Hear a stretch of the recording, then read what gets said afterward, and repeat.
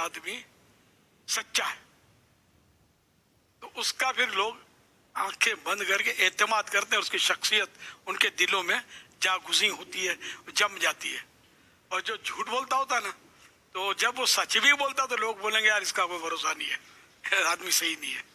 پتہ نہیں اس میں بھی کوئی اس نے چکر چلایا ہوگا،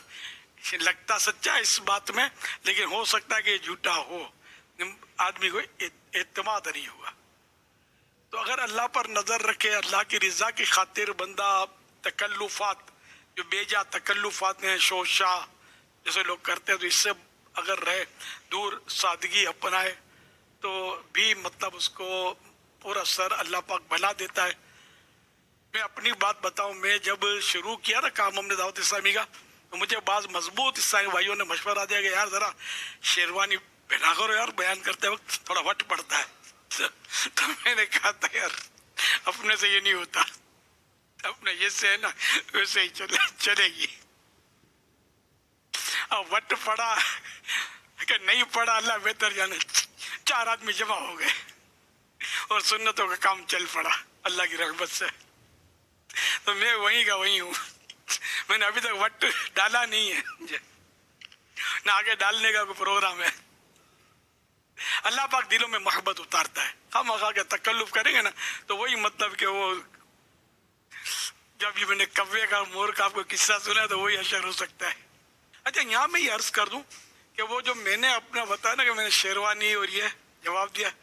تو یہ ایک میرا اپنا مطلب ہے کہ انداز تھا، لیکن کوئی شیروانی پہنے وہ غلط نہیں ہے، اچھے کپڑے پہنے وہ بھی غلط نہیں ہے۔ وہ حدیث پاک مجھے یاد آئی، اللہ جمیل و یحب الجمال، اللہ جمیل ہے اور جمال کو یعنی حسن و جمال کو پسند فرماتا ہے۔ پیارے آقا صلی اللہ علیہ وآلہ وسلم جب لوگوں میں تشریف لاتے تھے تو مخصوص لباس بھی آپ کا پہننا ثابت ہے، جس کو آپ سرکار کا عمدہ لباس، تو اب یہ کہ غیر عمدہ کو کس کو کہیں، تو یوں مطلب یہ کہ ایک مطلب آپ جو کہنا چاہتا ہوں شاید سمجھ گئے ہوں گے، تو یوں لباس پہننا، عید کے موقع پر، جمعہ کے موقع پر مخصوص لباس پہننا، وہ سب حدیثوں سے ثابت ہے، تو کہیں کسی کو یہ غلط فہمی نہ ہو جائے۔ تو وہ میرا عمل میں نے بتایا کہ وٹ ڈالنے کے لیے، اب سرکار وٹ نہیں ڈالتے تھے نا، سرکار سے تو دنیا کو اخلاص تقسیم ہوا، مخلص اخلاص، تو وہ آپ وہی کرتے تھے جو آپ کے رب کا حکم ہوتا تھا صلی اللہ تعالی علیہ وآلہ وسلم۔ تو مجھے کہا تھا نا وٹ پڑے گا، تو میں نے پھر بولا یار اپنے کو وٹ ڈالنا نہیں ہے، تو ایک چٹکلا ہو گیا۔ تاہم یہ کہ عمدہ لباس جو پہنتے ہیں وہ بھی غلط نہیں ہے، نیت صاف ہے تو، بلکہ جس کو اللہ نے مال دیا ہے اور وہ تحدیث نعمت کے لیے، اللہ کی نعمت کے اظہار کے لیے اگر اللہ کی رضا کے لیے عمدہ لباس پہنتا ہے تو یہ بھی کار ثواب ہے۔ اب اس میں یہ ہے کہ ہر وقت عمدہ لباس کے پیچھے نہ پڑا رہے، کبھی پہن لے کبھی سادہ پہن لے، یعنی اس کی زندگی کا مقصد عمدہ لباس اور عمدہ غذائیں نہ ہوں۔ تو یوں موقع کی مناسبت سے جب لوگوں میں جائے تو اچھا لباس پہن کر جائے، عمدہ لباس پہن کے جائے تو یہ بھی صحیح ہے۔ وہ عالم دین ہے، وہ ایسا لباس پہنے جس سے وہ عالم نظر آئے، اور نیت اس کی یہ ہے کہ لوگ مجھ سے رجوع کریں، مجھ سے دین سیکھیں، مجھے دین کے مسائل دریافت کریں، تو یہ بھی اچھی نیت ہے، اور یہ بھی عالم صاحب جو ہیں وہ ثواب کے حقدار ہوں گے۔ اچھی نیت سے وہ بات بھی اچھی ہے۔ ہاں بری نیت سے سادگی بھی بری ہے نا، اس لیے سادگی کرتا ہے اور پھٹیچر بنا رہتا ہے کہ لوگ بولیں گے اللہ والا ہے،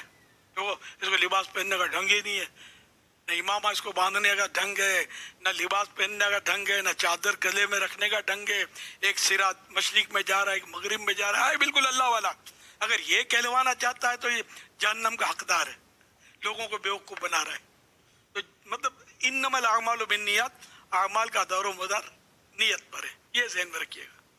حضور اگر سنتوں کو اگر ہم سیکھیں کہ ہمارے پیارے نبی صلی اللہ علیہ وآلہ وسلم کی جو سیرت کے جو واقعات ہیں، کہ اللہ کے پیارے نبی صلی اللہ علیہ وسلم کا صحابہ کرام میں کیا انداز ہوتا تھا، ازواج مطہرات گھر میں کیا انداز ہوتا تھا، تو اگر اس نیت سے کہ سنتوں پر عمل کیا جائے، اگر اس انداز کو اپنایا جائے تو اپنی زندگی میں کیا ہم کوئی تبدیلی لا سکیں گے؟ سنتیں اپنانا خود زندگی میں تبدیلی لانا ہے، جیسے کب داڑھی منڈاتا تھا گناہگار تھا، اب وہ اس نے توبہ کر کے داڑھی سجا لی تو یہ اپنی زندگی میں تبدیلی لایا نا. بے نمازی تھا اور نمازیں شروع کر دیں، قضا نمازیں بھی دوبارہ جو بھی ہے وہ قضا نماز